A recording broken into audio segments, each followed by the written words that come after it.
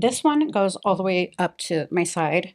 This one's smaller, but it has some flowers on the side here. Mm. I have a half wolf, half Native American on my upper back, and I want to get the flowers, right here to wrap around and go on my lower back to kind of incorporate the entire thing. Knowing what you know now, do you think you could have done it back then? Found the time to disconnect from work? Knowing what you know now. I think I could have created it. I think if I made it more of a priority, so that comes back to like how I was raised. My dad was a workaholic. He was a single father. He was self-employed. Work was his priority. Not that we weren't, but work was his priority. He had nobody to fall back on. Well, same thing for me. So work was my priority. My dad would break bones, wrap himself up, go back to work the next day.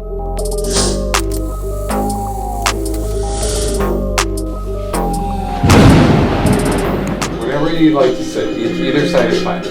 Yeah. I'm good on both sides. I don't know what side is. I think my left side's my good side. Which side is my good side? This side? Or this side? We have tattoos on both sides, so. Yes, I do. Yeah. Either one. This one's bigger. This side on this side. Yeah, there you go. You can move that pillow too if you want. Did you do all these? Uh-huh. Yes, ma'am. I did. When did you start? When did I start painting? During COVID. Really? Yeah. Like nothing before that? Not high school, not when you were a kid, nothing? Mm-mm. So, I'll position this, but you can move it. Okay. Okay. So, like, if you need to, like, you know, okay. Move forward, you can. Yeah, don't feel confined by it. Yeah, see, there you go. You can move it. Good, good. Your legs, your thighs got stuck. So yeah, I didn't paint before. I was never. I always envied people that could paint, dude. I've always appreciated art, all kinds of art, like music and fashion and, you know, art. Art. It's fucking beautiful. Yeah. So I can't draw. I can't paint. But it's beautiful. I wish I could. This was my first one. Really? Mm-hmm. This was my second one. They're good. And then my last one you saw on Instagram. Mm-hmm. So I guess I got good. Yeah. I guess I'm talented. I mean, yours are good too. Like for your first one. Yeah, I'm just fucking dope. You just figure shit out. Just wake up one morning and decide to do something and make it Pretty done. much. I mean, like having a podcast and learning how to edit and sound and color and lighting. You just figure shit out. I mean, like, especially like in our job, what we do, Mm-hmm. there's no like training manual for it. Yeah. You know what I mean? So I just have that in me to just, if someone else can do it, I can do it. It's that simple. I mean, I can't play in the NBA, right? Like, I can't play football, but like 99% of things out there, I feel like I can do. I can figure stuff out, but I'm not artistic in any way. Have you ever tried? I mean, I went to like a sip and paint. Okay. And it turned out horribly compared to everybody else's, except for maybe like the kids. But yeah, I'm not creative enough to see something in my head and then express it on canvas or paper. Ditto. I have that problem too. One thing though, your hair's covering your face. Yeah. That's why this is my better side. Yeah, so I don't have that problem. I'm good. But yeah, see your hair was covering your face. What is it? I mean, obviously, like even just like the videos that I do, it's like they've gotten better with time just because I fuck with it. Yes, yeah. Over and over and over and over and over and over and over. But then it gets good. Were you super nervous when you first started this? The podcast though? Mm-hmm. No? No. I just didn't care anymore. You know what I mean? Like when my dad almost died, a lot of things went out the window. Mm. It's just like literally, you know, my pops was here, And he came here because he wanted some help with some, like his phone or something, like with like a tablet. Hmm. And then he left and he had a heart attack. And then he was in the emergency room and then quadruple bypass and Thanks. in the hospital for a month. And so that was like a heavy hit. Hmm. And then 3 years before that was COVID. Like I get a phone call from my mom like early in the morning and she's like, dude, they're taking your dad like in an ambulance. He's dying. I'm like, what? And then we can't see him. Hmm. That was the Like, hardest part during then. yeah, like we could not see my fucking dad. And he's dying. And then my mom gets COVID. Then my aunt gets COVID. Jesus. My other aunt gets COVID. Then I get COVID. And I'm just like, I'm here being a certain person, let's say online or out in the world, especially with what we do for a living, Hmm. you know, covered up, not showing my Like a tattoos. professional front forward. Right. Professional because of what people might think of Hmm. me. I'm like, I'm a good person. I have a good heart. Like, I do a lot of good things in the community. Definitely. Like, if you don't fuck with me, then that's your bad. And I can't get offended by it. Mhm. It's just like, okay, There's cool. people. Like, I'm not for you then. And so, yeah, like I didn't care about how things looked on the podcast. I just cared about like the person, like caring about you, your time. Like, fuck, am I going to edit it right? Am I going to do it right? Am I going to do them justice? I still feel that way, Mhm. but nervous about people, what they think about me? Nah, I know I'm good. I'm a good person. I get nervous. I don't think because I'm worried about what people think of me because I'm the same as you. Like, I am who I am. I have a good heart. If you can't see that, then okay. But I don't know. You get nervous on camera or? Yeah. Yeah. Why? Like in crowds, I don't like really being the center of attention, which makes people laugh because they see me and they see what I look like and my hair and they think that I want to be like out there. I don't.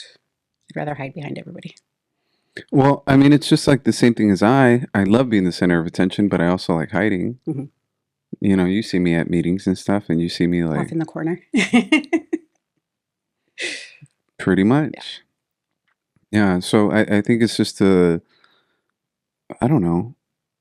I think that's how I've always been Mhm. since I was a kid. Like I like being the center of attention, but I also like my peace and quiet. I just had to accept myself. Yeah. My pops taught me that. My dad was like, that's how I was when I was a He's a good kid. dad. Dude, my dad's a fucking amazing dad. Um, he came home last night from El Salvador, and then he has all these plans of what he wants to do out there. He goes, yeah, I want to. So he bought some land when he was out there. Mhm. And so he bought, I think, 4 pieces of land. And so he said, I bought 3 for me and then 1 for your mom. And then I called a friend of mine and I'm like, hey, there's these pieces of land. So then he bought some. And so then he's like, now I'm trying to figure out how I can sell land from here out there. And I got to get some money so I can go do business out there. So that was part of the conversation. Mhm. The other part of the conversation was that it was hot. He's like, it was ridiculously hot. And then what else did he say? He wants to put a coconut business. He's like, you're going to laugh at me. I'm like, well, what kind of business do you want to do? He's like, I want to plant coconut trees. They have coconut trees in El Salvador. Yeah, I mean, it's like it's a tropical climate, Mm. you know. So I don't know. I guess coconut trees only grow in tropical climates. Mm. I'm like, well, who's gonna take care of the coconut trees? And he's like, oh, I got a dude. He's like this guy that I buy coconuts from. So, my dad's a funny guy, dude. He's a funny man. He's a funny old man. Um, then he brought me coffee, and then he wanted to give me bread, and I'm like, no, stop. Like, I'm not like you. He loves eating bread. But he's a good man. He's a good dad. He's a really good dad. Always good. present. Never been absent. That's good. Yeah. My mom says not a good husband, but he's a good dad. I Oh, prefer a good dad over a good husband. yeah. Are you close No. with your pops? My dad passed away Okay. Were a long you time guys ago. close? He raised me, so yeah, Yeah. we Where was your butted dad heads. from? But my dad, Mexican and Native American, Okay. but he was born here. Yeah. And your mom? My mom, Indonesian. She was born in Holland. Okay. Indonesian. Asian. Okay. Oh my, I'm gonna look so Where stupid is right that? now. Where's Indonesia? Is Indonesia a country? Yes. Oh, okay. Cool. Bali. Bali's in Indonesia. So the other day, someone says on the podcast, he's like, dude, you should go to Bali. And I'm like, Bali, Colombia? And Diego just starts laughing. He's like, yeah, Bali's in. I'm like, I don't know, but it's Cali, Colombia. So Oh. I'm like, I got it messed up. I'm like, come on, man. I'm not that smart. Kind of dumb sometimes. So Indonesian, hmm born in Holland, hmm and your pops is Mexican and Native American. Born here in California. So where do your parents meet? In Oregon. My mom, when She her was on the family, Oregon Trail, yeah, the little covered wagons. right? Yeah. When my grandparents immigrated here, they moved to Oregon, to a small little town in southern Oregon, and they lived there their entire lives. So my mom, my aunts, everybody was born there except for my youngest aunt. And my dad, I guess, I don't know if he went up there to work or something, but they met. They were only married for like 5 years though. And then my mom moved back to Oregon and we stayed with my dad. In Oregon. California. After my Oh, mom and my dad met, uh-huh. they They moved moved to back to California. California. Oh, okay, Yeah. got you. And then I was born here. And where did you grow up at? Orange County. OC? hmm Oh I'm an OC shit. girl. Oh shit. What is it? I'm gonna get so much shit for this. Trump, nah. um, so OC's cool, man. Yeah. Did you like it or not like it? I did. I liked it growing up, but I don't want to raise my kids there. Like ever Why? since I moved out to the Inland Empire in 2011, I want to say. 2011. And then 2013, I moved over to Harupa Valley. And I really liked it there because the plots of land were huge. And one street, there's horses and ranches. And then, it's a little bit of everything.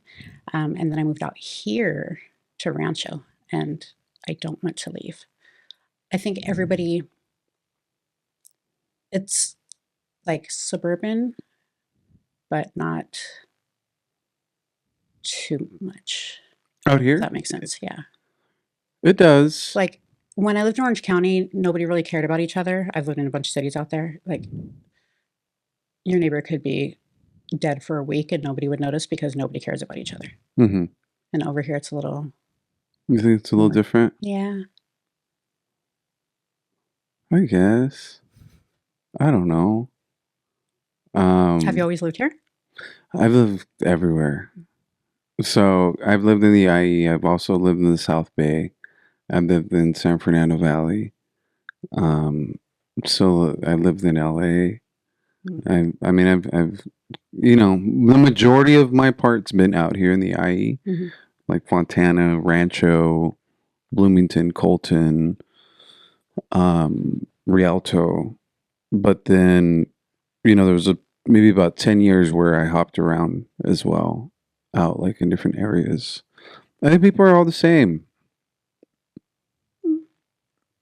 There's cultural differences in certain areas for sure. I think maybe that's more it than anything because the majority of the time my kids lived in Yorba Linda, which is like Caucasian, older, two-parent families. So me being a single parent of 5 kids and fairly young, and then tattoos and everything, I think, Judgment. yeah. Yeah. I mean, honestly, dude, when we came to Rancho, Mike and I have talked about it. It's like we're the brown boys, and you felt the racism. You felt some of it was overt, some of it was over the top. Like people were just like really blatantly racist. Or- Yeah. People that you might even know. Yeah. Yep. And then others were a little subtle about it. Mhm. But I mean, 20 years ago, I would say it was predominantly white. Really? Out here in Rancho? Yeah, I haven't lived out here that long. So Oh, okay. Yeah. So, I mean, it was predominantly white. It's like if you're in Fontana, you're brown and black. Mhm. If you're in Rancho, it was white, then black, then Asian.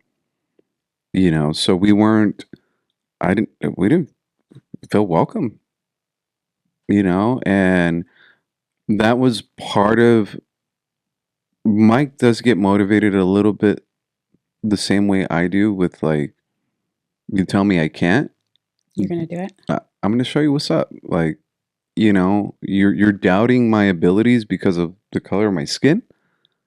You know, I remember experiencing a lot of racism growing up, Mm.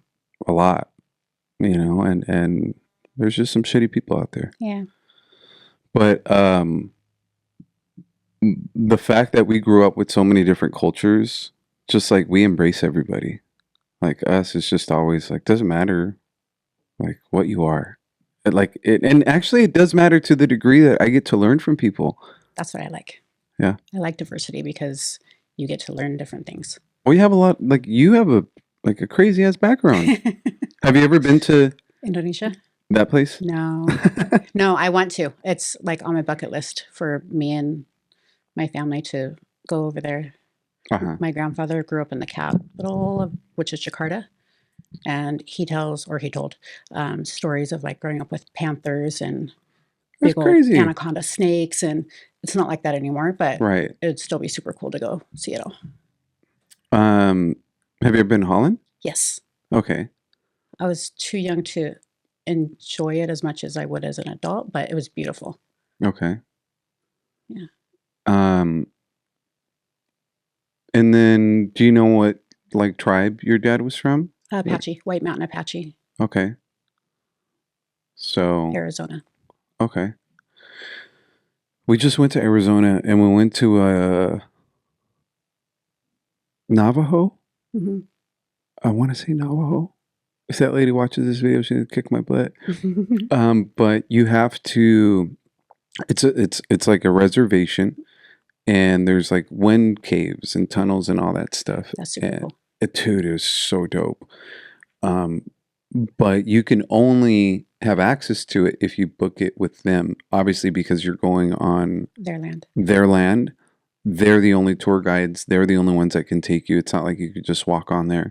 Mhm. And she tells us if we see a car, if we see someone in our area, you know, we'll radio each other. And if they don't respond, like we are pulling out our rifles. Yikes. We are shooting. You're not supposed to be on our Mhm. land, right? And she told us several stories where I'm like, damn, that's messed up. Like what happened? Like really messed up. Really? Well, like what, you know, Native Americans went through. Yeah. But like from a different not maybe like a different point of view. It's just like the way she was explaining it. I was like, oh God, that is horrible. But I want to say she was Navajo. It was a really cool trip. I had never been there. I want to go. I've never been. And then my family wasn't registered with anyone. I just through research found out what tribe, but I'd love to go visit that too. Actually, any Native American land would be super How are you cool. so white? How am I so white?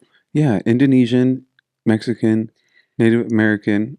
You're very white. I don't go in the sun. I can get very dark. So Can you? Yeah, I can get pretty dark. Indonesians tend to be either really light or dark. My mom was on the darker side. One of my uncles was, or my only uncle on that side was kind of light most of the time, but if I Most go of in the the sun, most of the time, unless he sat in the sun a lot. Unless he sat in the sun. Yeah, my mom was super white, dude. Mhm. You know, and her dad. My mom doesn't know her dad, her Biological. biological dad.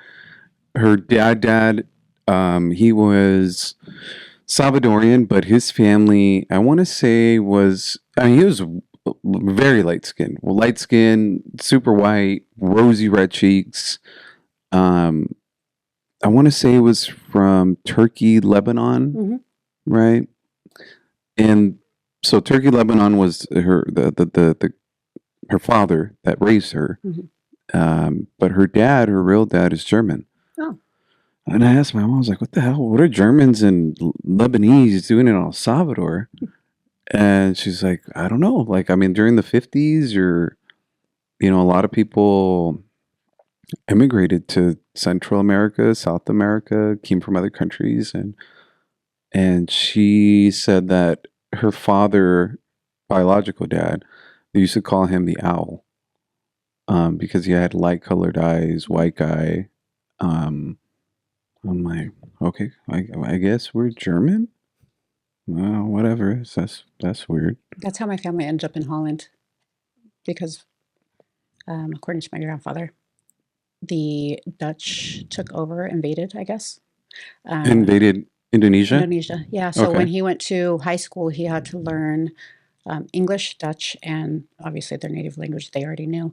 But he had to learn the history for. your grandfather. Mhm. Okay. He had to learn the history for them and everything. And then he ended up joining the Dutch Navy. Hmm. And then he ended up in Holland. Hmm. That's so cool, man. I just like knowing about people's like how they, you know, How they ended up where they ended up. yeah, it's Yeah. interesting. It's interesting to me. Yeah. My Um, grandfather was super dark. uh-huh. And he said that he never experienced racism until he moved to America. It was crazy. I guess over there they don't have anything like they do here. Racism has got to be one of the stupidest fucking things, man. Yeah. I mean, it's got to be up there with, I mean, many other things, right? But excuse me, to judge someone based on their color, it's just like, I mean, you can judge them because they're a piece of shit, Yeah, definitely. sure, but just because I'm a different color than you, like, uh, I don't know, different background. I eat different shit because I'm from another part of the world. Hmm. I'm like, okay, I don't, I I don't, don't I see how don't. it affects anybody else. I'm sorry. I don't see why or how it affects anybody else. I don't. I don't know, dude. I don't know. I remember I came here when I was 5, Hmm. and I remember being made fun of by kids because I didn't speak English. Like little fucking 5-year-old kids being little brats, like little assholes. Hmm. Because kids are assholes, They are. right? So I remember uh, certain treatment from teachers that you could, again, where there's like overt and like you little brown kid. I remember someone said I was drawing a number two, not drawing a number two, but doing a two, Hmm. doing a seven, and I remember a kid saying like, "Oh, I really like how you do your numbers," and we do numbers different, right? Like the seven is not just a seven; it has a line through the Hmm. middle, or a two is like a little bit more squiggly, you know. Um, and so I remember a teacher saying like, "That's not how you do it. Like that's how like the Mexicans do it. Like don't write like that." And I remember feeling so bad as a kid, like, wait, like it's the same numbers. And the teachers saying that like how my culture is, it's wrong, basically.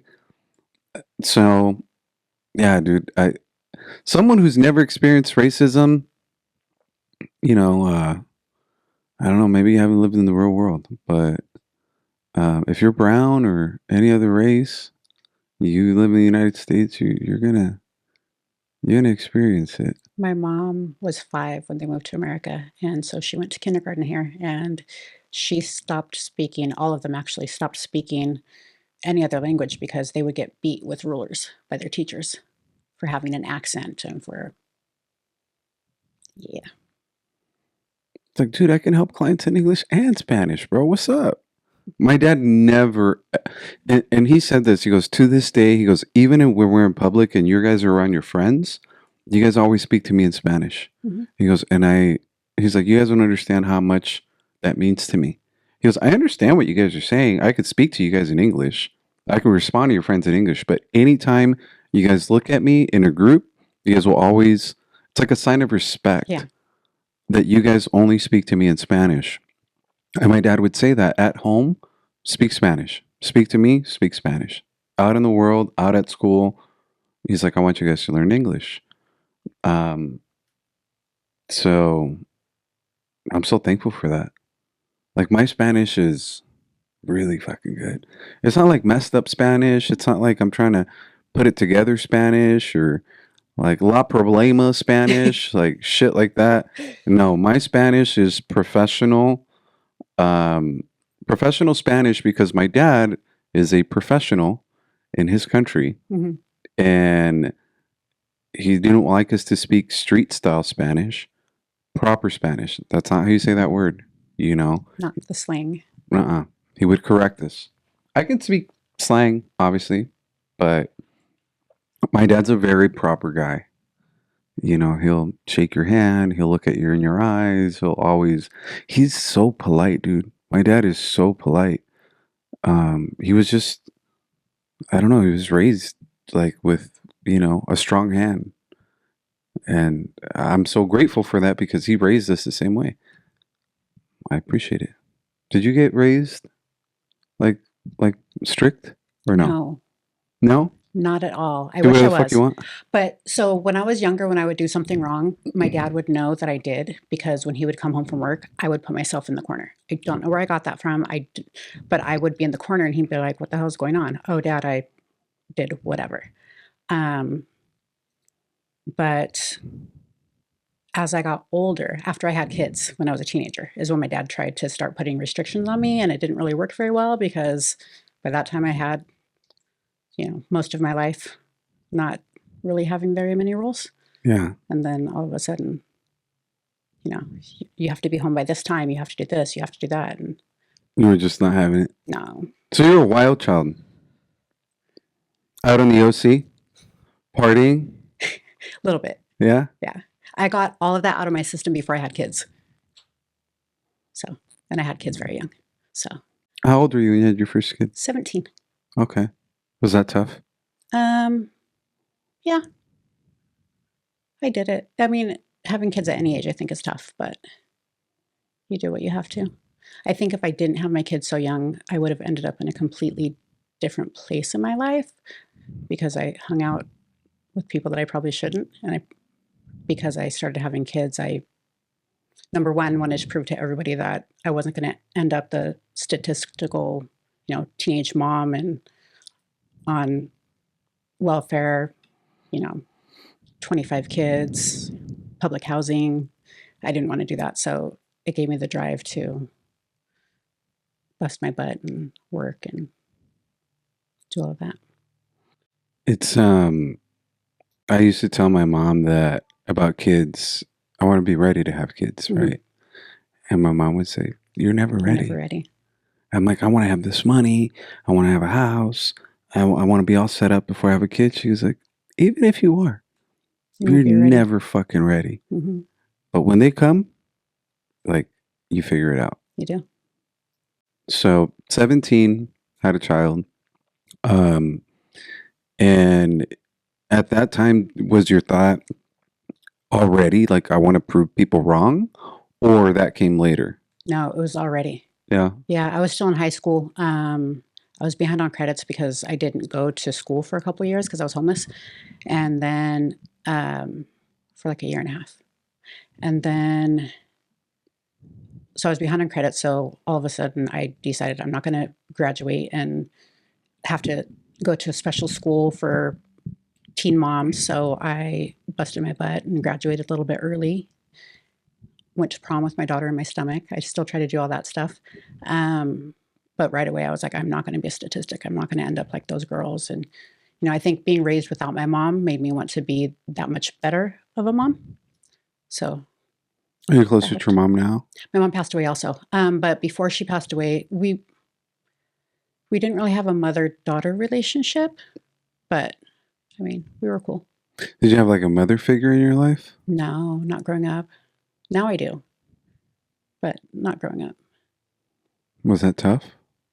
No, No? no. I used to have people ask me all the time, like friends' moms, do you miss not having a mom? And my point is, you can't miss what you never had. So Did your dad play both roles or just Pop's role? mostly pops. I mean, but he did what he could. Like, I mean, girls go through things, they have periods. He went out and got me all the supplies that he could. Like, he did all of that stuff, but He didn't he's like give you like cotton balls and be like, figure it no, out. no. I'm like, dude, here's a towel. Yeah. Yeah, That's tough, man. yeah. That's tough for a dad. I mean, I don't have daughters. I don't have sons. I think any one of them would freak me the fuck out. Like whatever the boy's going through or the girl's going through would still freak me out. But I mean, it sounds like he tried. Yeah, no, he did. Yeah. He did great, I think.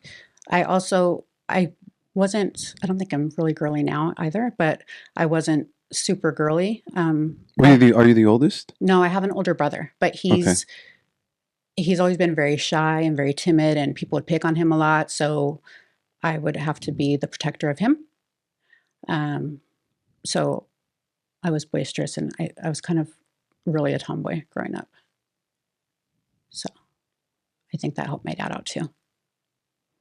Yeah. It's something that probably helps you now in business. Yeah. Maybe. I don't get my feelings hurt very easily, so I think that helps too. Yeah. I'm, How long have you been doing what you're doing now? 21 years, 22 years, something like that. So like 17 plus 21, do the math because I don't know how to fucking do it. I'm 46. Okay. I've been doing this, I've been in escrow since I was 23. Wait, no, that's not the math. Like 24, 25. Okay. So like 17, and you said before that, I know you said homeless, but is that a term that you use? No, Or I was homeless. I used to sleep like behind basketball courts at schools and in people's the awning so I wouldn't get rained on. And was that because of estrangement from your pops? Or yeah, yeah, like you guys are just like beefing, like teenage beef? basically, yeah. Yeah. It's tough being a parent. I think my dad did the best he could, but he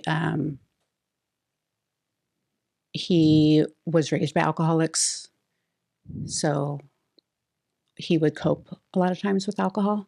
And then teenagers are not easy, and I definitely wasn't easy, but he would kick me out or I would run away because we didn't agree on something. And then one day I just never came home. And then when For a year and a half? yeah, So like from 16 or 15? 14, 15. Oh, wow. Yeah. I didn't go to school my entire 10th grade year, half of my 9th grade, I believe, and then my entire 10th grade year, I didn't go to school. So what'd you do? Hung out, tried to survive Yeah. In the OC? in the OC. You went to the beach? No, Really? but I walked everywhere. Okay. Yeah, You don't like the beach? I do, kind of, but I didn't go there. So you don't know how to surf then? No, definitely not. Yeah, that's gotta be, I mean, being that young, like right now, when we do the backpack program, Mhm. right, for the kids at Chafee, or Diego, he's gone to Etiwanda High School. And one of the things that they told him is like the percentage of kids that are actually homeless or unhoused, or I don't know what they call them now. I will use homeless because, right, that's the word. And he's like, he asked the counselor, he said, "What do you mean there's homeless kids here?" And she's like, "Yeah, Yeah, they sleep at cemeteries, you know." I slept at cemeteries. Did you? I slept behind the Anaheim police station. Anaheim Police Station? Hmm. Um,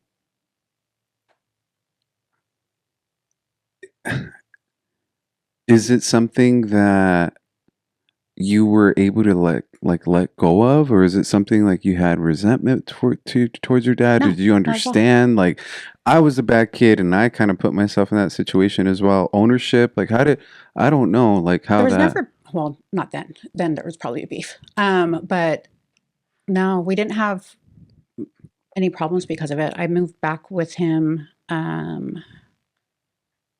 about the time that I got pregnant with my daughter. Mhm. And then, It's just like, come home. yeah, Yeah. yeah. It's like, did you learn your lesson type of shit? No?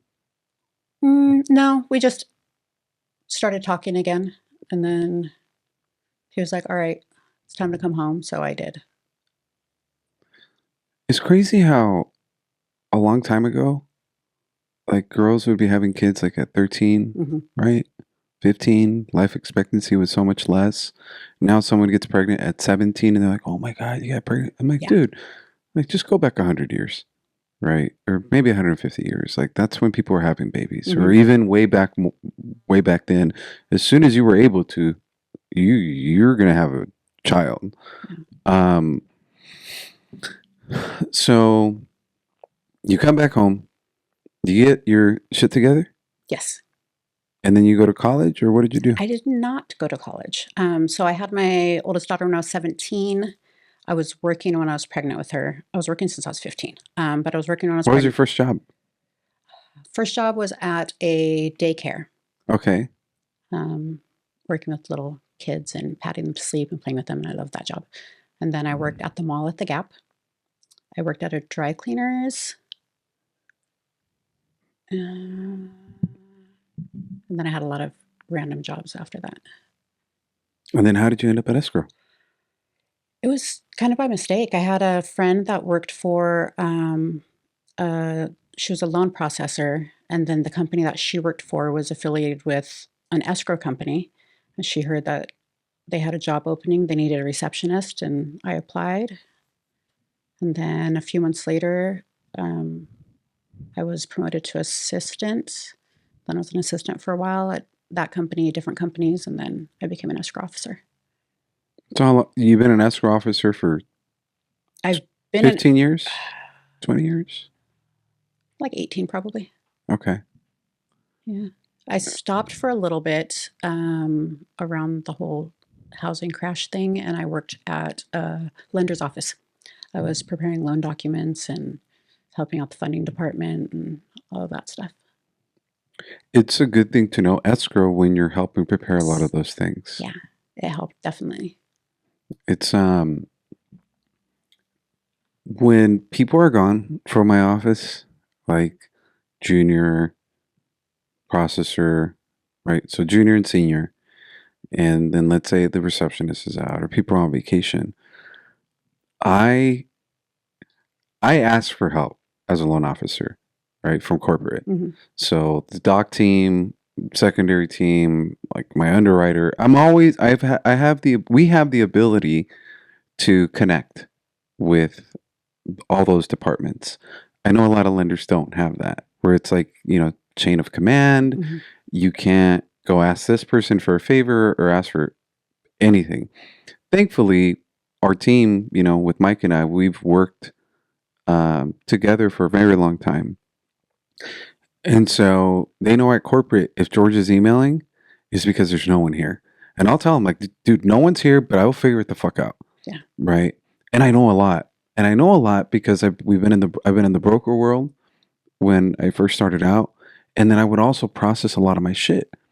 I would figure out how to do a lot of the back end stuff because I wanted my file to go as smooth as possible. Hmm. And so the processors that I've worked with, they've always said, like, man, your files are so clean.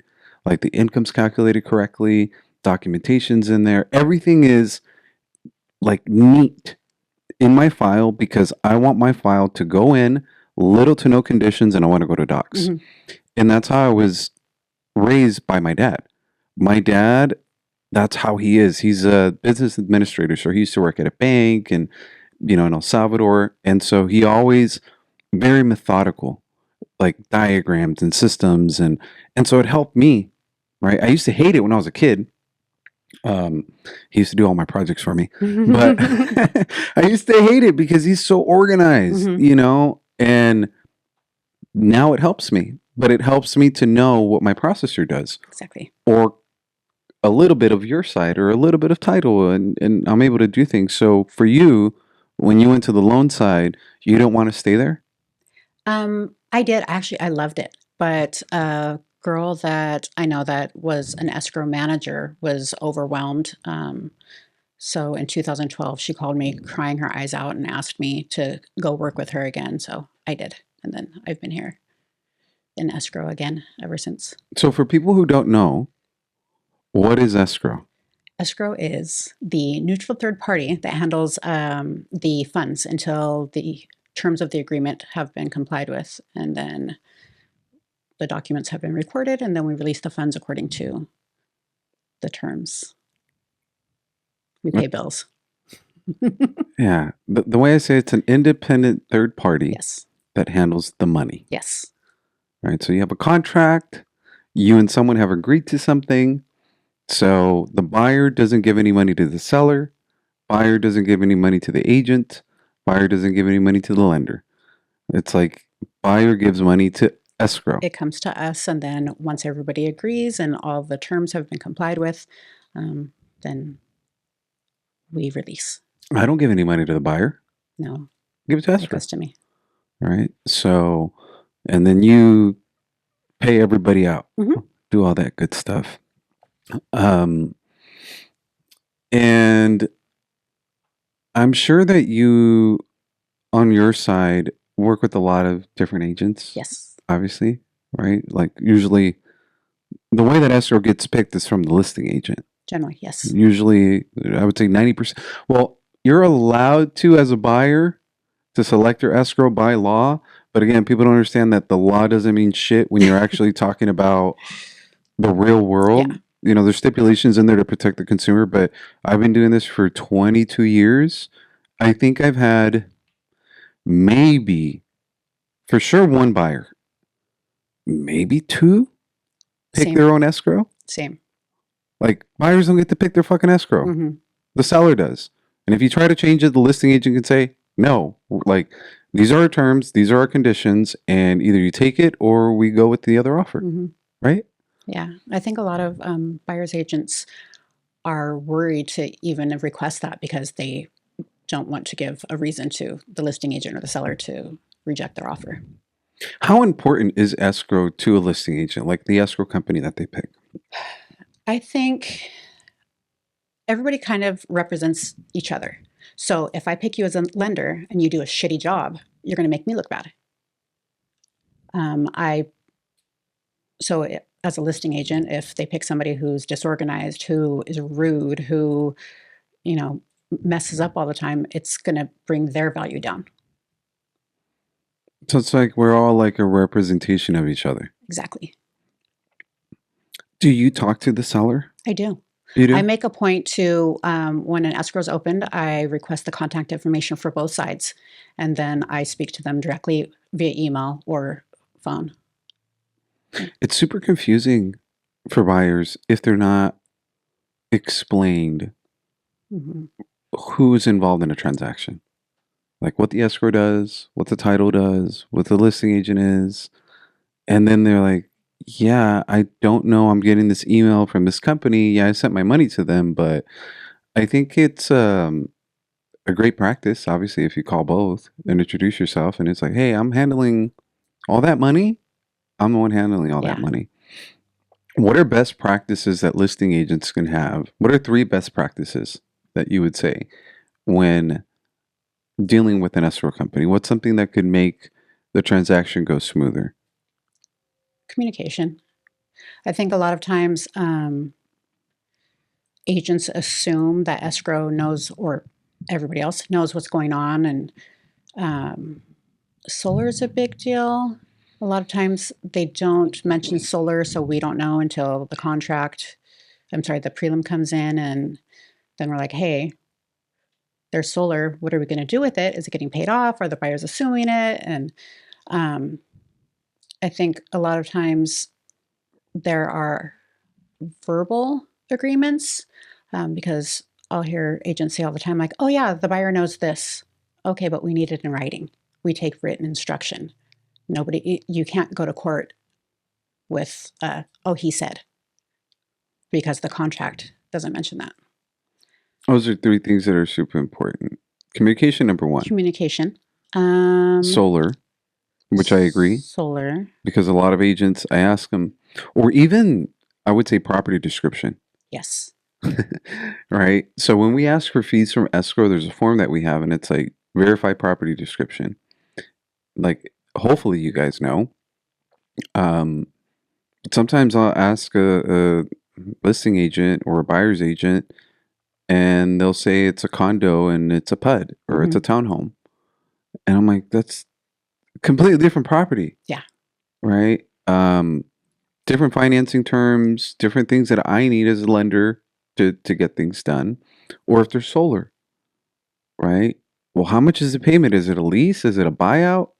Like, you took the damn listing. How do you not know? Like, you're making 6% and you don't know this shit. Yeah. Like, do your job.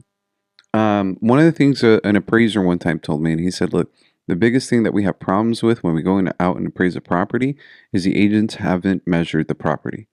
And I said, well, how many agents actually measure a property? And he's like, little to none. But if a listing agent would measure a property, then we would know the proper square footage, right? What's the GLA when they're doing the appraisal?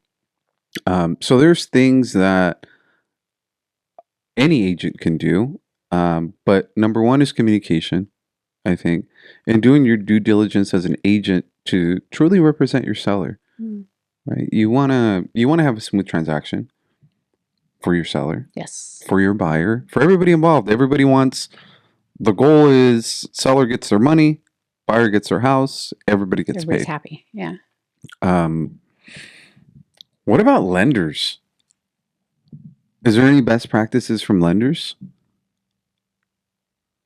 Again, I always go back to communication. If there's going to be a delay, if things happen,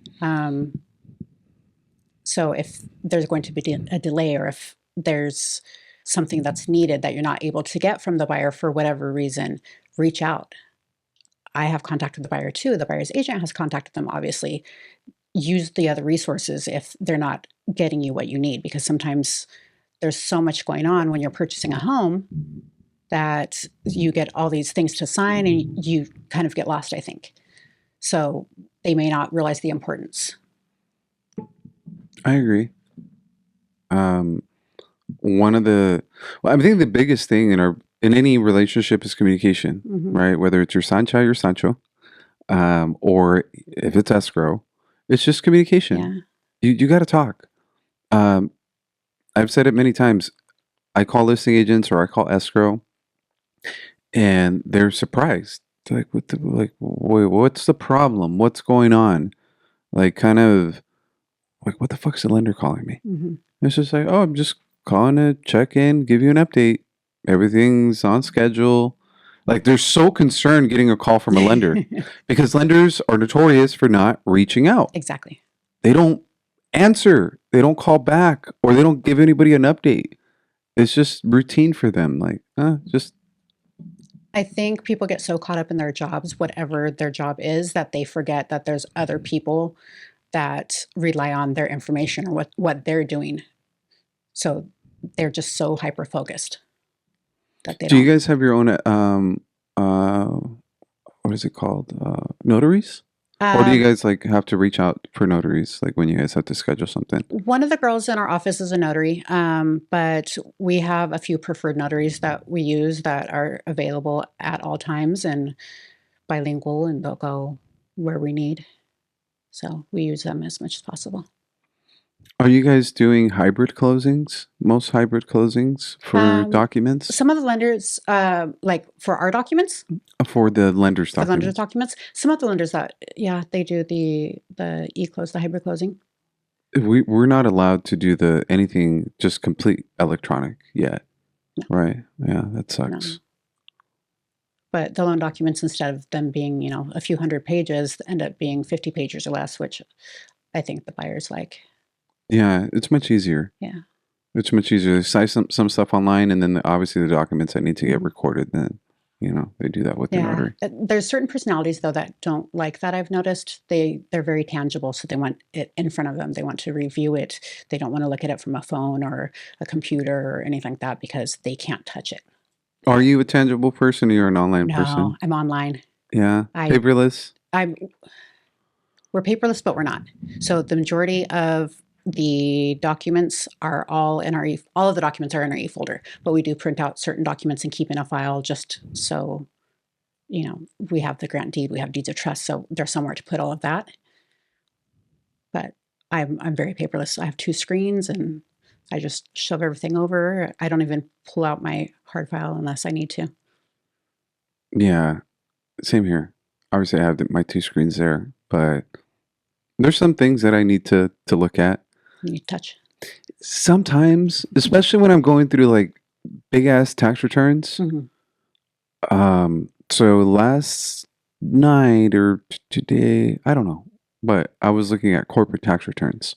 So there's corporate tax returns, there's the K1s, there's Schedule C, there's Schedule E, and W-2 income and pay stubs. So there's a lot, Yeah. right? So yes, I can calculate one, but I have to take my notes manually Mhm.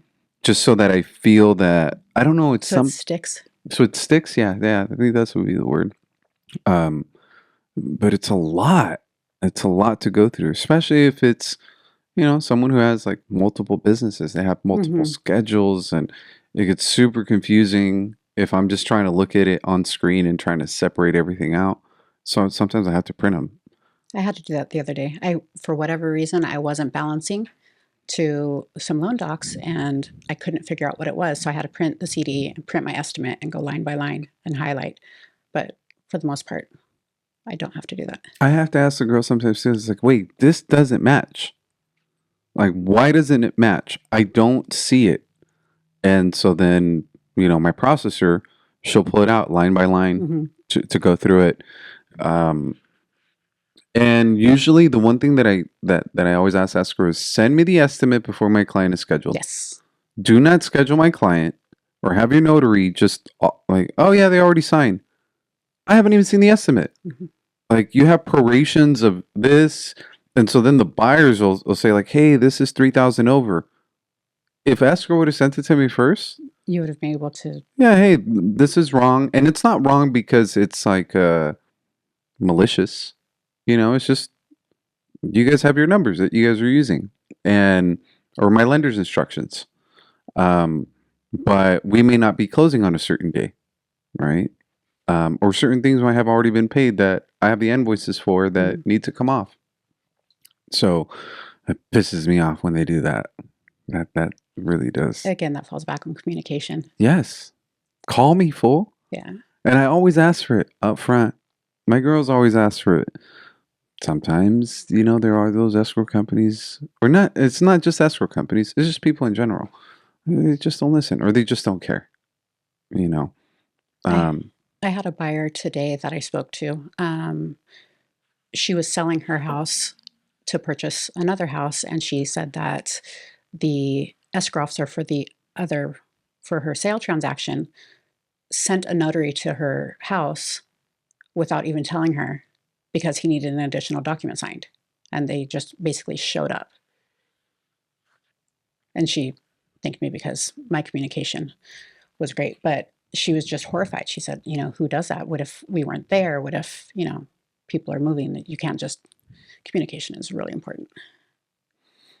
so what's when you talk about communication, do you think that like the communication and learning what you've learned in your business has helped you in your life, or is it more from your life that's helped you over on the business side? Hmm. I'm probably not as good at communication in my personal life, to be honest. I don't have as many people to answer to or to respond to. So, I was super impatient when I was younger. I mean, I'm still super impatient, very impatient. Um, I can't be impatient with clients, mhm. So even though I'm fuming, um, calm, cool, and collected, Exactly. right? But one time someone said, "You're so patient with your clients. You're so patient with your agents to listen, to explain things, to let someone vent. Why aren't you patient with the people you love?" I'm like, fuck, fuck. You're right. The people I love are the most important thing in my life. Like they mean so much to me. Why am I valuing my clients more than my loved ones? Just like you won't snap at your boss at work, right? Like let's say I don't know, you work at a warehouse or you're an engineer of some sort. You won't snap at your boss, but you'll come home and you'll snap at your wife and your kids. Like, don't they Yeah. mean more to you than your boss? Like, you wouldn't have lost your patience with your boss. So why are you losing it with your children? And I remember that was early on in my career. I'm like, Damn. damn. So I learned to switch that. I had to switch that. It's not fair. It's not fair that our clients consume us so much that at the end of the day, I'm so drained that I can't put up with my partner. Yeah. That's not fair. So that's why I think I think I've learned from both, right? My communication from my family has always helped me understand how to put it into effect in business. Mm-hmm. But what I do for business has helped me in all my personal relationships. Yeah. I think my kids are older, so I worked so hard and so long hours. I would have to drag my kids with me. So I don't think I necessarily had as much patience as I should have. But I've always been very level headed at work. So Calm, cool, cool. Yeah. collected. Yeah. If there's a problem, I'm just try to find the solution rather than stressing out over it. But you're right. You don't really necessarily show the same patience. My kids are older now, though. So, I mean, everybody's good. But raising 5 kids that are very close together in age, and yeah, How old do they know? 28, 26, 23, 2015. 2015? No. Any more kids? No, but I have a grandbaby. Oh, really? Mm-hmm. When? She was born on the 9th. So, Of when? of April. Oh, really? Yeah. Oh, nice. What Congratulations. day are we? I don't know. 19th, I Okay, think. so she's 10 days old, I think. Oh, that's cool. Congratulations. Yeah, she's 10 days old. What's her name? Her name is Zalia. Zalia. Mm-hmm. Significance or I don't know. pretty To be name? honest. Zalia. I don't know where they got it from. Okay.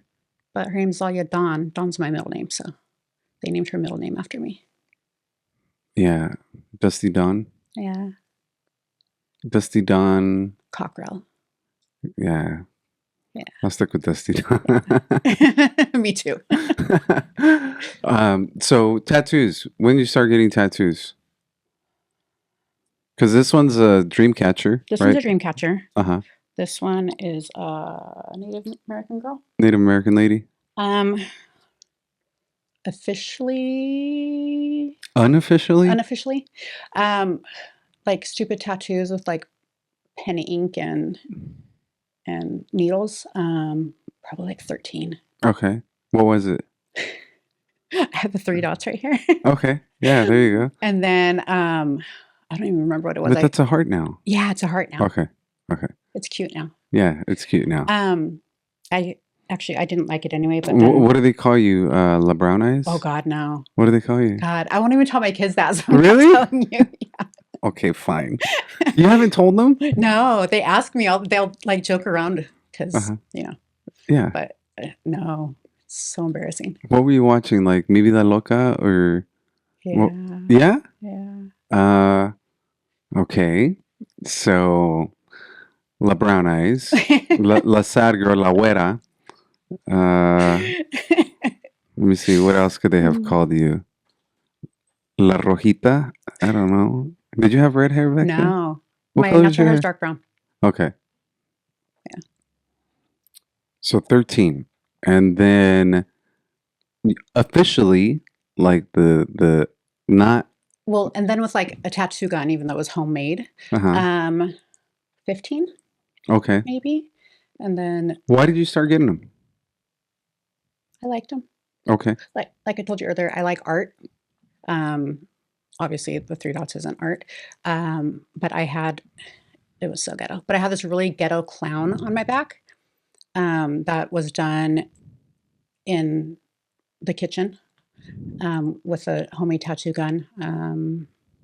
I also had some other that were hidden with like I people would say, "Hey, I made this tattoo gun.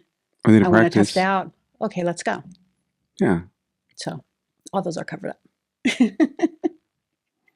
And then when you made some money on the escrow side, I didn't start getting these until a few years ago because, again, the kids, all my money went towards them, but they're grown, so I can spend some money on me now. you got more planned? Yeah. So this one goes all the way up to my side. This one's smaller, but it has some flowers on the side here. Mm. I have a half wolf, half Native American on my upper back, and I want to get the flowers, right here to wrap around and go on my lower back to kind of incorporate the entire thing. Is it go up your butt or no? Yeah. So go up my butt and then to my lower back, and then this same flower I have right here. What kind of flower is it? Is it a or just any? I forget the name of it. It's a flower from Indonesia. From who? From Indonesia. Yeah. Okay. Yeah. So this is like my Native American side, Indonesian side. I have these. What are those? What do they say? This one says, "And the chaos within me found balance." Okay. I kind of joke around that like this is my nice side and this is my not so nice side. This one says, "A bit of madness is key." It is. And then I have some here. I have some here. I have some here. Yeah, I've seen a few of them. A few of them. Yeah, I've seen a few of them, and you got some nice ink. Thank you. I love ink, man. Me too. Yeah, it's. I want to get more, definitely. Yeah. What else you got planned? I don't know yet. I saw some sayings that I like, and I want to put them on my inner thigh, like this. I just want stuff that looks really cool in pictures. Do you have the same artist, or do you go to different artists? The same one has done the majority of my tattoos, except for this one. And then I have one right here that he didn't do. And then I have a heart made out of feathers right here that he didn't do. But all the rest of them he did. So like 90%. 90%. Yeah, I have some behind my ears too. He did those. Do you use what is it? Numbing cream or no? No, why not? Never have. It's not that painful. No, this one I actually got done. I was working. It was during COVID, and so I got it done while I was working, sitting there on my laptop doing what I needed to do while I was getting it. Crazy. Yeah. No. Most of the time, I just sit there and read. So you have a high pain tolerance. Yeah. Yeah. I will sit there, obviously, right? I could take the pain. I have many that I did not use numbing cream. But now I'm like, I will be there 1 hour early and the numbing cream on. Put the numbing cream on because you know what? I've paid my dues. And even with the numbing cream, like after you're sitting for a couple hours, it wears off and you still feel it. I think one of my ribs I used it on, the other rib I didn't. The ribs hurt. Yeah. Like the bottom of my foot, like towards the bottom of my foot, that was no numbing. Like the sole of your foot? Or like the top of your foot at the No. Like yeah, almost. Ouch. Yeah. Like I was like, oh my God, I feel like I'm having a baby. I'm like, dude, it was bad. It was just that tender piece, like right here, just but and it's something that my tattoo artist didn't have planned, right? So he's doing it, and he went to town, and I could feel it, and it was just an afterthought for some shadowing Hmm. that he needed to add. He's like, oh, dude, it's like to the point where like I could just even thinking about it, I could feel it in my stomach, you know, or even when I got my stomach tattooed, no numbing cream, I could feel it in my back, like right here, you know, right under like your solar plex. Hmm. I could feel it in my, Really? oh yeah, dude, no numbing cream. So now, like I said, now when I just get them, like fucking put on the numbing cream, dude. Yeah. And sometimes there's no time. Like, Hmm. dude, no, we're tattooing you like right now.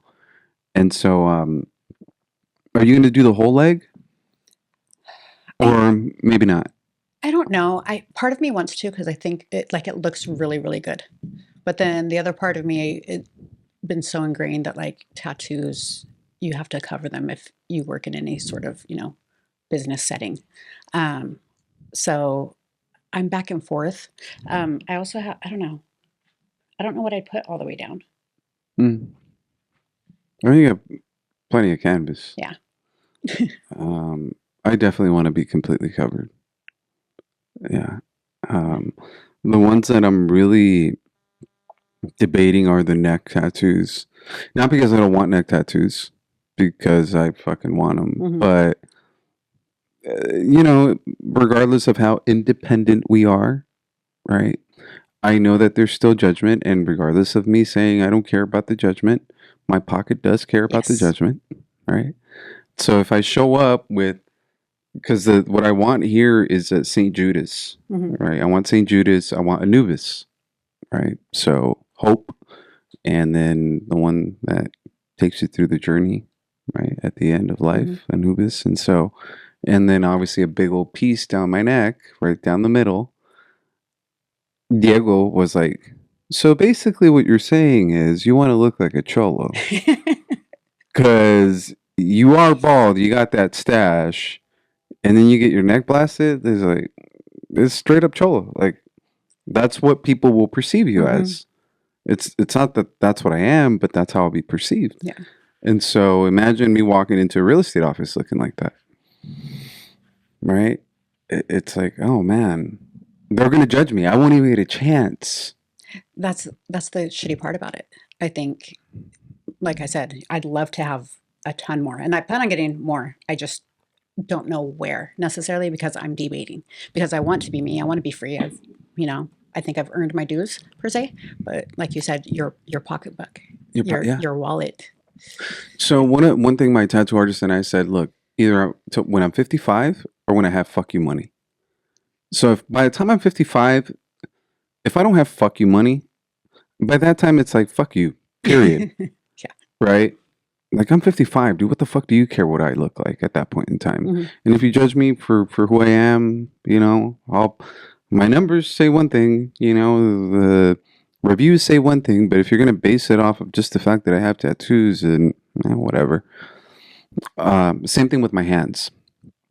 You know, so getting my hands, it's either 55 or fuck you money, but I'm just so like I want them. Hmm. I want them so bad. The other thing is I have plenty of canvas, so I still have this leg open and I have my back, right? So I could still go here first. I can do my back. Um, but you know, that'll at the rate I go when I get tatted, because I'll just go like on runs. Like I'll just That's kind book. of what I do. Yeah. And like it'll get covered up like super quick.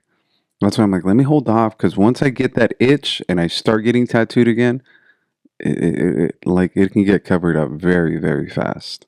I think before anything else, I want to get like the entire top leg, front and Hmm. back finished, and then obviously my lower back first. The But one you that I'm have talking about. color on your back, right?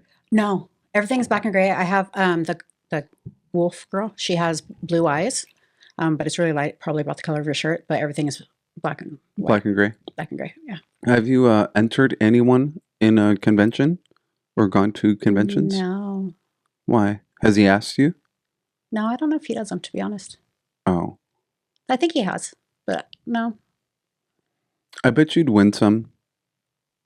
I mean, I get compliments on them all the time. So They look super smooth. thanks. Um, it's funny because I mean, obviously, I think as a tattoo connoisseur, and when you get a lot of tattoos, you know a good tattoo. Mhm. And those, like this piece that I could see here, yeah, that's it's good line work. It's good shading. The same one over there on that side, even the one on the inside of your arm.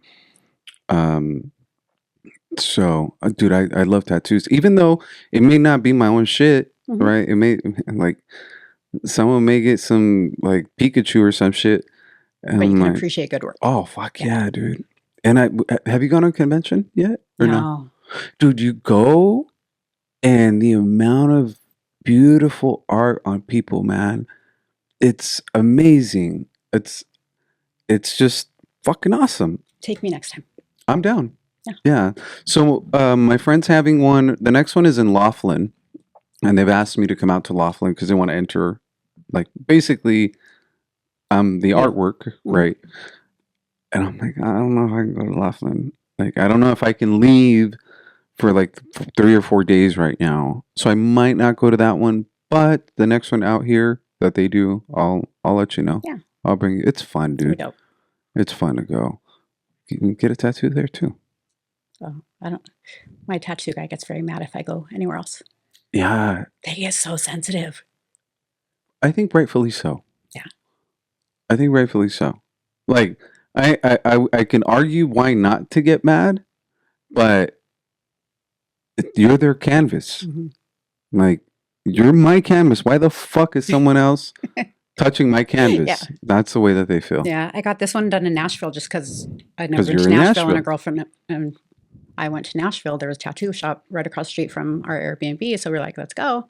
So I figured it was small. It was when Cute. I got back, he was so mad. He like talked so much shit because I went to him. I don't remember which one, but I got another one from him when I got back, and he was salty. He's like, you're messing up my canvas. Yeah. Why the fuck? Yeah. I could have done that for you. And I could have done it better. And yeah. And it's just like, I mean, I again, I understand, but it's also like, dude, come on. I was in Nashville. Like, when in Rome Yeah. type thing, right? Yeah. Have you traveled a lot? No. No. You're talking about Laughlin. Never been there. I've been to Vegas once, only when my daughter got married, and What? I literally went there for her wedding and went home the same night. Oregon, obviously, because I have family there. Illinois, because my daughter was in, my oldest daughter is disabled, and she was in some pageants for disabled girls, and the only ones that I knew about were in Illinois, so I went there a couple times with her. Into, Holland when I was a kid. That's it. You've traveled some. I've traveled some. Oh, Mexico, obviously, because people go to Mexico because it's right there, but not Do really. you like to travel, or it's not like your thing? I do. I do. I like learning about new cultures. I like seeing new people, and yeah. I would love if I was like a gazillionaire, I would just travel all the time just to learn about new things. Is that what you would do if you had $1 billion and you didn't have to work? What you would do is travel the world? Yeah. That, and honestly, I was talking to my kids about this not that long ago. I wouldn't want to be bored. So I'd learn stuff while I was there. Like I'd spend a couple months in one area and go to school there, learn about things, explore, and then off to somewhere else to do the same thing. Like a nomad. Yeah. I thought of the same thing. So I've thought about going to the bottom of South America, Argentina, like, I don't know what the fuck is all the way at the bottom, but is it Argentina or Brazil? One of the two.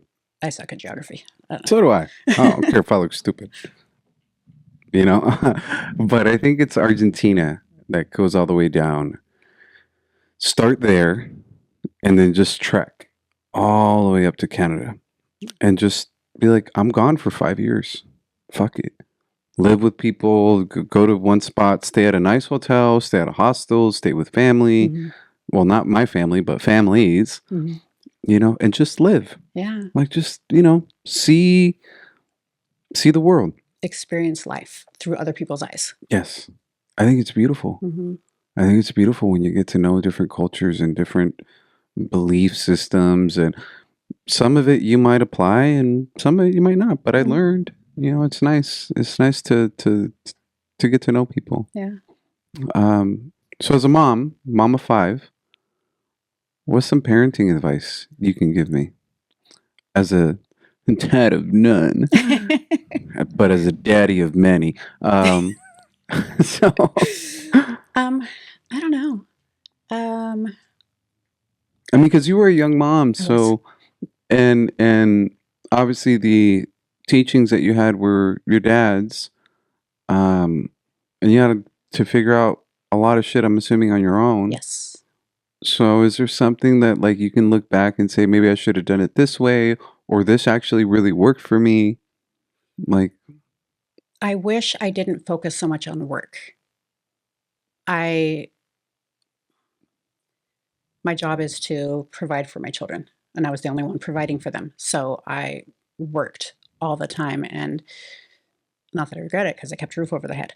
But my now I'm able to spend a little bit more quality time with them. But I wish I was able to do that. I wish I allowed myself to do that without feeling guilty when they were younger.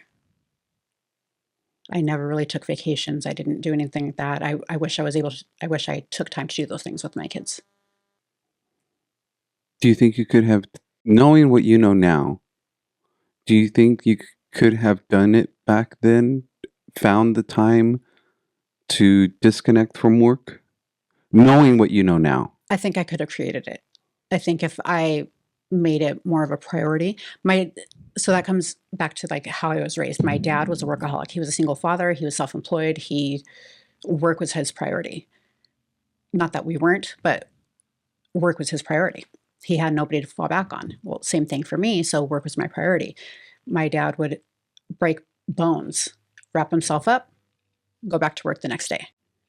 He would have pneumonia, take a couple, pills, go to 7-Eleven, get those little like packets of whatever, pop those, go to work. Caffeine Yeah. or whatever. Yeah. Or whatever those little like energy Yeah. things. And he'd go to work. And so that's what I learned. And so that's what I did. I didn't take time off for myself. I didn't take time off for my kids as much as I should have. But if I learned growing up to prioritize differently, then I could have, yeah. I think it's sometimes like, our parents, I mean, they're a byproduct of their environment. Mm-hmm. They're a byproduct of how they got raised. Mm-hmm. And sometimes maybe they didn't have the opportunity to break that cycle. But I think we always have the opportunity, if we're conscious and self aware, to be able to break that cycle. Mm-hmm. And it's never too late to spend time with your kids. Yeah. You're never too late to apologize. I mean, maybe it is for the person receiving it, right? For the person receiving the apology, but hey, fucker, you're a little too late. But to get that off your chest, Yeah. right? It's never too late to try to be better, to try to improve, to look at things from like a different angle that can maybe help you. Yeah. And even if you don't agree with the way somebody else does something, you can, I think, trying to look at things from their aspect, from where they're coming from, helps because then you can understand. So maybe you won't be as angry. Like my dad, I did hold anger for him for a long time, but like you said, he's a byproduct of how he was raised. He can only do as much as he knows. And a lot of times people just do what they can to survive instead of actually thinking about how it affects those around them. And now that I'm older and my kids are older, I think I have a better concept of how to look at things and how what I do and what I did, how I handled things. Some things probably wasn't the best. And I've had those open conversations with my kids and apologized for things. And You guys have like really like good open lines of communication? oh, yeah. Yeah. I'm super open with all my kids, even my 15-year-old. We have very open conversations. I've, like I said, apologized for things that I did that I could have done differently, but I didn't know any better at the time. But hindsight, I know. And because I know now, I apologize. I was talking to someone about it this week, and they were telling me a situation about how they were raised, and I kind of shared what you just shared with me. and what I echoed as far as our parents are people. Mhm. When I we think look we at them, forget that. we forget that. And as I was sharing, again, the same example of they didn't have the resources, Mhm. they didn't have the tools, byproduct of their environment. The person was like, "Man, you're making me feel really fucked up because I've had so much resentment for my parents, and now I'm like, damn, that's messed up that I have that resentment, but my parents didn't know any better." I'm like, "You're a parent, right? Like, are you like replicating the same shit, or did you change it?" Like, some of the things I still do the Mhm. same. I'm like, imagine your kid never understood you for who you were as just a person, right? I think I understood that very early on when I started to hear stories about my dad and his childhood. And I'm like, fuck, that's fucked up. Yeah. That's fucked up. Like you went through that and things he went through as a teenager and um same thing with my mom, right? Like and that's my mom. Mhm. Like a lady going through that, a girl going through that. I've told him, I'm like, dude, you guys left my mom crying told me the other day, she goes, I left everything in El Salvador. I left my family, I left my parents, I left my friends, didn't know the language, didn't have no money. We came here and it's like, figure it the fuck out. Mhm. She like 3 kids, she's 27 or 26, left my career, left everything, left our house. And I'm just, how the fuck did my parents do that? Like, It's you just pick crazy. up and move to Indonesia and be like, I don't know what I'm going to do, but I Figure it guess, out. I guess. And my pops, doing the same thing. He went from working at a bank to offloading trucks at Costco. Like, it's total, Totally just different. like, Yeah. total different. And that's what they did, the sacrifice they did, and obviously, all the other things that they went through, through their childhood. But I think sometimes we forget to look at our parents as people. Mhm. Um, and so, but I think we always have the opportunity to change the story, like our story Yeah. and what we do with our loved ones, like the fucking business. Like, no, family's more important. Prioritize family. Mhm. Like, if you put things on your calendar for work, if you put things on your calendar for your doctor's appointment, to go see your mechanic, to go to your oil change. If you put all this shit, like things that you have to do, but you don't put your family in there, Mhm. like family dinners, let me take him to a movie. My dad was always around, dude. Diego has said that he would get home from work and he would take us to the park. And he would say, like, hey, let's go play basketball today. The next day he'd get home, hey, let me take you guys to play soccer. My dad was always there, as tired as he Mhm. was, to make time for his kids. Never was my dad not present or around. Now, when he would get pissed and we would mess up, then, you know, my dad reverted back to how he got raised. Yeah. Spankings, like, very strict. But then he changed, as time progressed. He changed his ways of um, providing discipline, Yeah. which is great, right? Because otherwise, then I think I would have still had a lot of resentment. Like, I think as parents, you go to because you like you said, parents are people. Um, I I was very strict with my kids, and they kind of all laugh because they're all a couple years apart, except for the 15-year-old. He's 5 years younger than his next oldest brother, than my 20-year-old. And my older kids laugh because they say that I'm more lenient on him than anybody else. And I'm not. I'm still fairly strict, but I am more lenient on him. And it's because you grow and you learn. You learn how to do things differently. You learn what's better, what's a and better way of handling things. and personalities. Yeah. Yeah, that's what my youngest Devin, that's what he always tells them. It's because he's a good kid and he says they weren't. But That's true. Diego's like the nicest kid. He would listen. Diego still listens. You know, my dad tells him something, like he listens. He tells me something, I might not listen.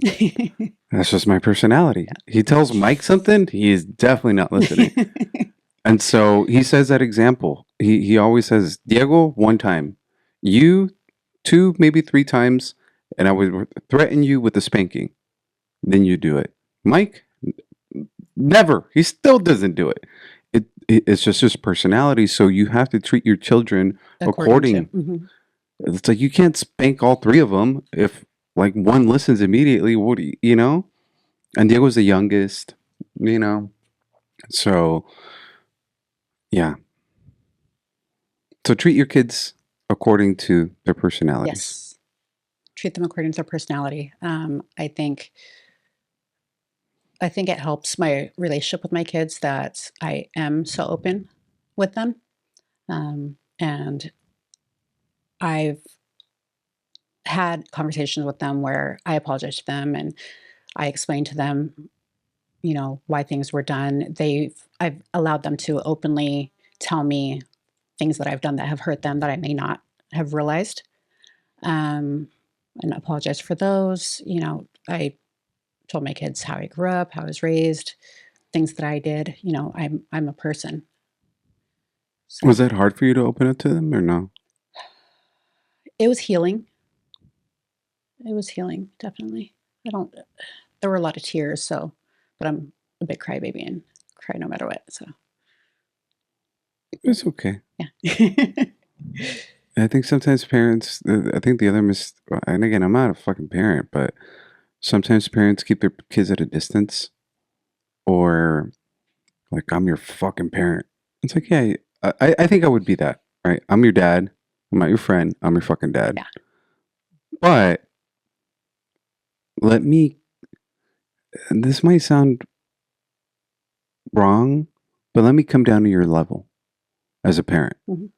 Like, I'm 50, actually, that's too old. But let's say I'm 40 and you're 20. Let me remember how it was to be 20. Let me come down to your level. A 40-year-old person should have much more maturity, obviously, than a 20-year-old. Mhm. So let me come down to your level. Come down to your children's level. Maybe a little bit older than your children, but not just I'm your fucking dad and I know the best way. What I say goes. What I say goes. It's like, dude, do you remember being that age? Would you have listened at that age? Probably not. Like we think we know everything when Yeah. we're young. Definitely. Like, shut up, Dad. You don't understand, Dad. She's the most important girl in the world, Dad. No, she's not. You're gonna be with another girl like in 6 months. But the world is falling apart, and sometimes I think that parents don't. Parents also forget that they were used to be fucking children, Mhm. and us as children, we forget that our parents are also just regular fucking people. Yeah. So, man, I'm gonna have this talk with Archie and Pixie, Sorry, Pixie. my dogs. Sit him down. Sit them down. Look, listen, you little motherfucker. Stop pissing in the house. When I was young, I didn't do this shit. Do you have dogs? I have one. I had two. We had to put one down. I have one. Yeah. You're a dog person or a cat person? I'm more a dog person, but a friend of mine had a cat, and I would go over to his house a lot, and I fell in love with the cat. So now I kind of want a cat. Cats scare me. Really? Yeah. I'm an animal person. If I could have a baby cow, I'm an animal person. What do you want to milk the cow every morning? No. Just snuggle with it. Oh God. I love animals, but specifically animals with hair, like fur. No lizards, no snakes. I like animals with fur. I don't like when the fur detaches from them and gets everywhere. Oh yeah. Where they shed. Yeah. Yeah. So any messages that you want to share with the audience? Like anything specific? Any Dusty Dawn wisdom? I don't know. Just be a good person. That's kind of how I live my life. Be a good person. Try to add value to everything you do and everyone that you're around, and live your life. Be a good person, add value, and live your life. Yeah. How do you add value? You can add value lots of ways. You can add value by sharing experiences. You can add value by sharing knowledge. You can add value by just being a good person, by giving off good energy. There's so many people out there that are stressed out all the time, that are dealing with things that nobody knows about, that are just pissed off and live their life just angry all the time. And I think if you can go, and people feed off each other's energy. So if you can go and be that calm energy, give off that happiness that, everything's going to be okay, then I think it helps people. I think it does. But how do you find your calm? I don't worry about most things because I know everything one way or another will work out. So I don't really stress over stuff. It's tough for a lot of people to see things that way. Mm-hmm. I think I've been through enough in my life that I know what's worth giving my stressful energy to and focusing that on. I just try to find solutions instead of worrying about whatever's stressing me out. Is it like faith-based or not necessarily? Yes. Yeah. I know. Yeah. My oldest daughter almost died a couple times when she was really young and I was really young. So, that has a lot to do with it. I'm Catholic. I'm not a good Catholic, but I do believe in God, and I do believe in miracles, and I do, It's like, it's funny. Well, maybe it's not funny, but life provides the greatest perspective, Mm-hmm. right? When someone says, I think the world is beautiful. I was talking to someone the other day and they're like, yeah, people are pieces of shit. And they're like, just talking shit on the human existence. And they're like, aren't they, George? Aren't they? And I'm like, honestly, I think people are amazing. Mm-hmm. I think people are nice. People are kind. People are genuine. People are caring. I look at the best in people. If you focus on the negative, if you focus on the ugly, that's all you're going to see. Because you're going to be searching subconsciously. You're going to be searching that out. So you're not going to see anything else. You're not going to see the beauty in, waking up every morning and the sunrise and, saying hello to a stranger. And just, I get the biggest kick, and it makes my day when I'm driving to work and I see somebody in the car next to me rocking out with a huge smile on their face, like they're holding a concert. It's amazing just because it's happiness. You're probably driving next to me. And I think we can be that for others, Mm-hmm. right? We can be that for others. Sometimes it's listening, sometimes it's interacting, but sometimes it's just, the sharing of company. Yeah. And the adding of value. You don't know what your persona, your vibe, your energy can help provide for someone else. Even just a smile, hello, Mm-hmm. thank you. A compliment. I compliment strangers all the time, and some people say, "Oh my God, you don't know them." What? They look nice. Their hair is amazing. I love their outfit. I'm going to tell them. Ditto. I was walking this morning. I went to 7-Eleven, and this older gentleman was crossing the parking lot. He's like, "Hey, young man." I wasn't wearing these boots. I was wearing my docs. But an older man, he goes, "I love your boots." And didn't that just make your day? It did. Mm-hmm. Totally did. And I'm the same way. I'm the same way with a lot of things, guys and girls. Mm-hmm. It's like, cool hair, dude. Or whatever the fuck it is. Anything small that I notice, because I notice a lot of shit. You're an observer. Oh, fuck yeah. Me too. I look at everything. So if you're around me, just understand I'm looking at your fucking nails. I'm looking at your shoes. Did you wash them? Did you clean them? I looked at your nails earlier. They're long and they got little beads on them. They do. So I notice things. I notice little details because those little details obviously mean something to you. And it's kind of like, how would I say it? If it's something that someone took the time out of their day to dress a certain way, look a certain way, dye their hair a certain way, right? Or whatever it is that they did as far as physical appearance is concerned, it's obviously something of value to them.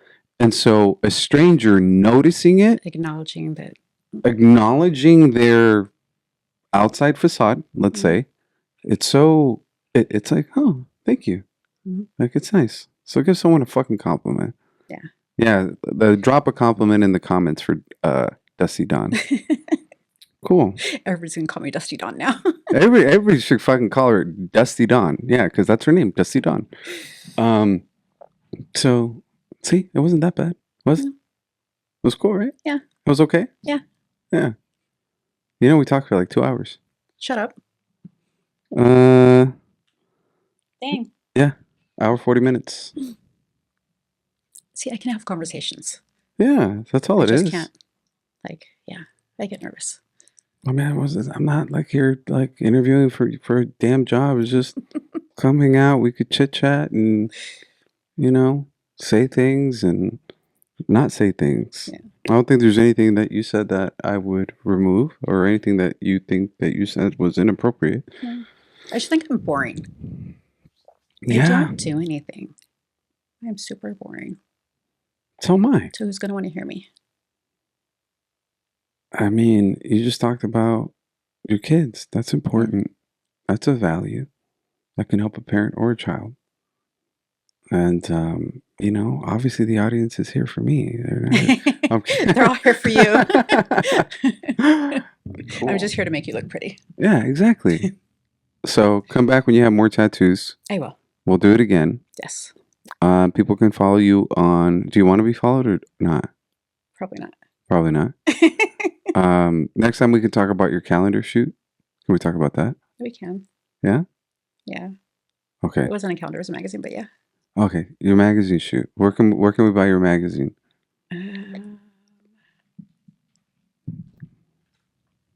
It's Retro Lovely. Retro Lovely. So they can get the Dusty Dawn magazine. I don't know where you get it though. So basically, slide into her DMs if you want to get. I don't answer my DMs, but you can. People are Send me a message, and I'm gonna fucking charge you $100 for every magazine, even though they're selling for $5. Because you know what, Dusty's not gonna respond. But yeah, we'll talk about your magazine. Yeah, we could talk about that. We could talk about a lot more shit. That was my second magazine. Oh, really? What was your first one? Last year. Okay. Yeah. How did you end up doing that? Just looked like fun. But somebody reached out to you, or you just said, "Hey, let me just do this." The first one, I reached out to a local photographer, and we went and took some pictures, and he asked me if he could submit them to magazine. I said sure. I didn't think I'd make it, and then I ended up making cover and center. And then You know that's going to be the cover of this podcast, right?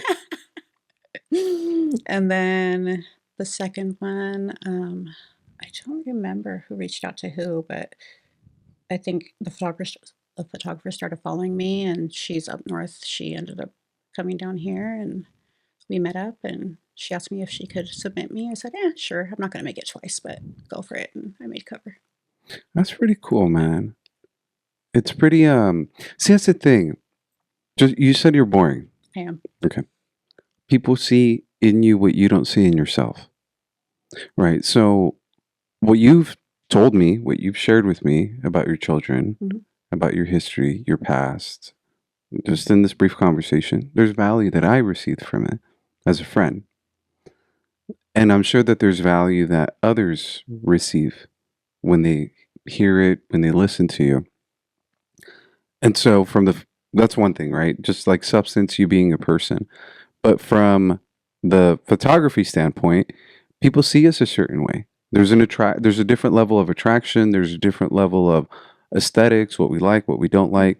And so they see that in us, even though we're like, nah, nah. I think I'm just regular. Like I don't think I'm necessarily anything like super. Not I'm not ugly. I'm not, but I don't think I'm like, oh my god. I mean, I think I'm fucking hot, but compare me to Brad Pitt. Fuck. Like I'm a one. Compare me to Robert Downey Jr. Like I'm a one. But I might be a 10 in some weirdo's eyes. Mhm. And that weirdo might be a photographer. And that weirdo might say, hey, you know what? Let me take a picture of you. And then all of a sudden, with aesthetics, with lighting, with whatever they do, their magic, no magic at all. Then now it's like, and you giving yourself that opportunity Mhm. to just be like, fuck it. Fuck it. What's the worst that can happen? Nothing.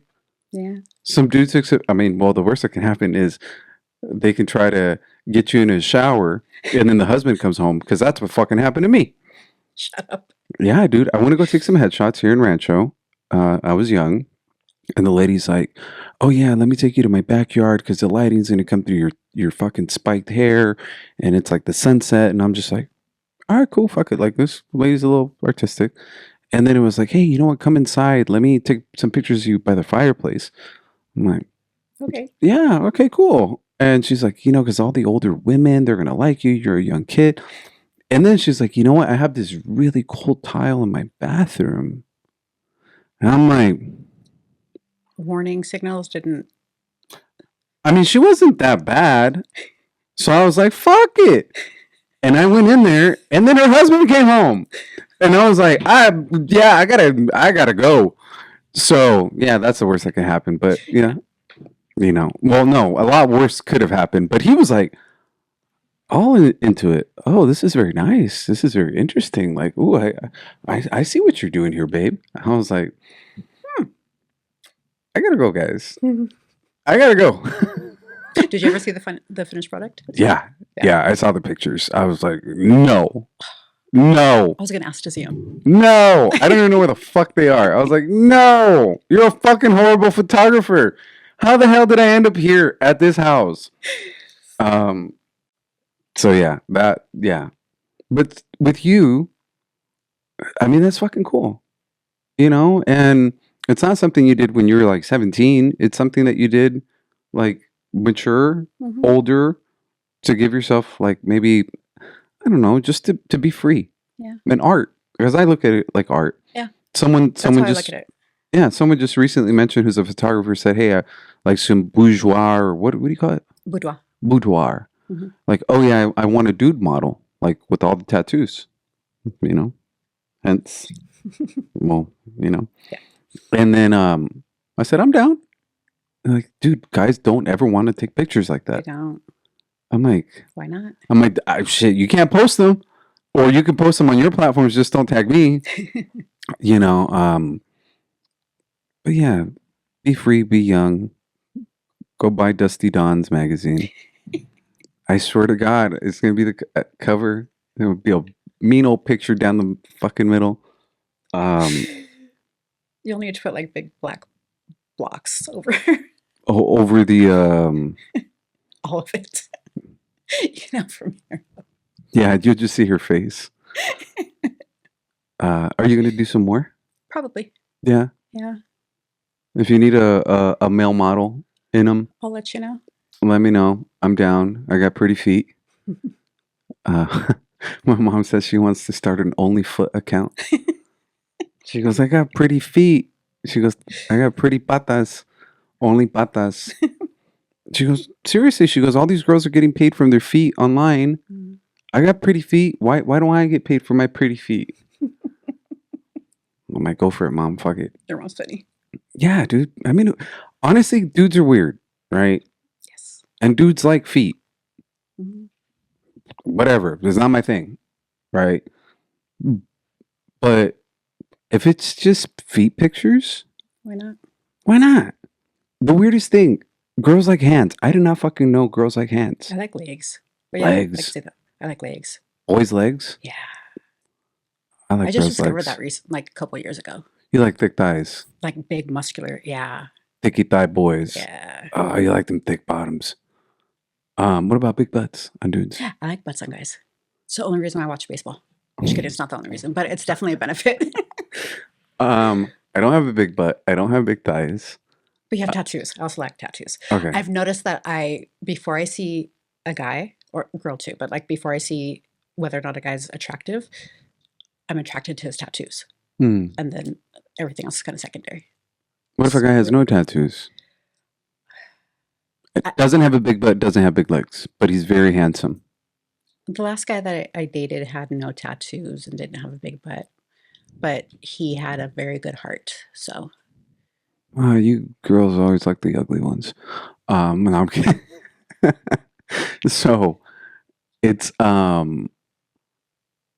yeah. But if I had if you want to ask my type, Yeah. definitely tattoos.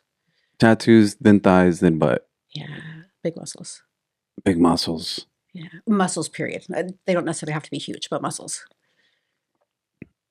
Yeah. I work out so much. I don't want somebody that doesn't work out.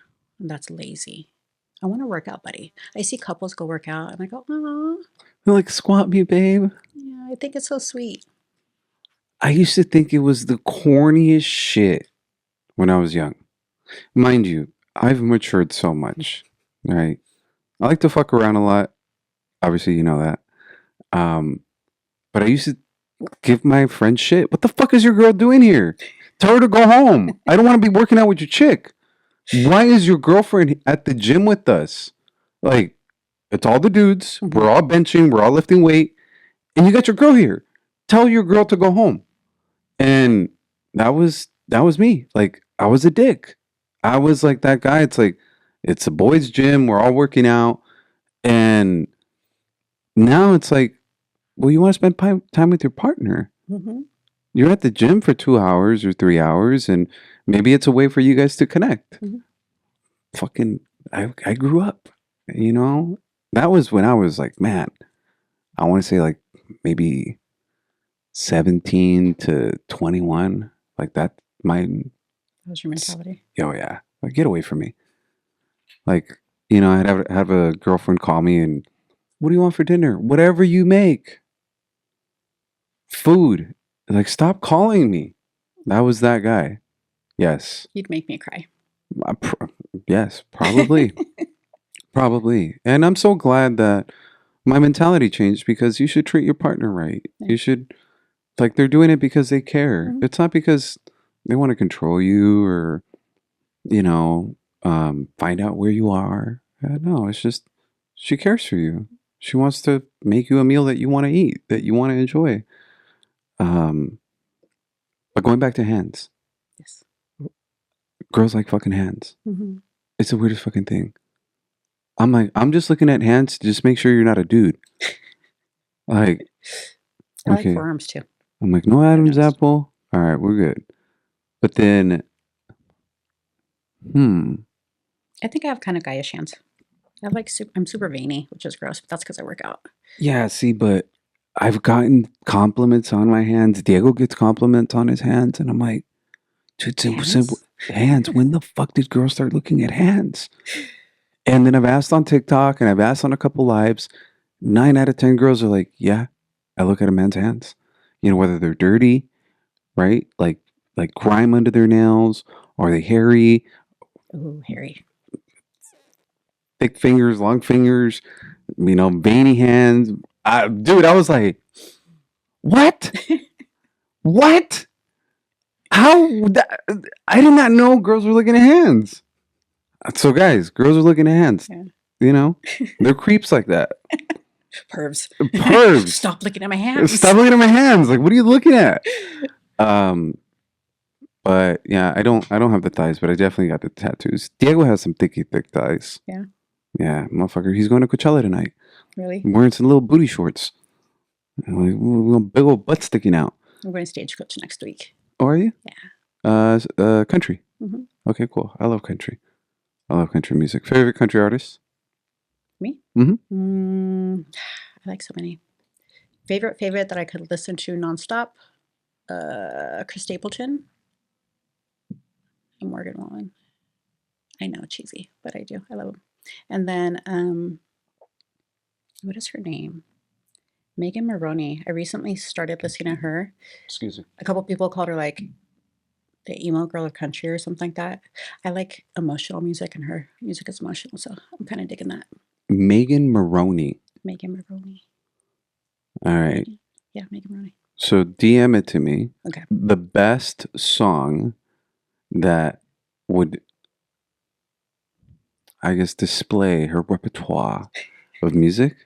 And if it sucks, I'm totally putting your cover on this podcast without not blocking anything out. Do not introduce me to shitty music. I will fire you. Thank you again. You're welcome. I would stay longer, but I got to go out to LA. I got to go dinner with my pops. Oh, how fun. Yeah. His friend's in from El Salvador. I think I have a friend here waiting for me too. So I got to drive out to LA right now and get there by 8:50. Ooh, okay. So I drive fast. Just be careful. I won't. Thank you, miss. Thank you. Ta-da!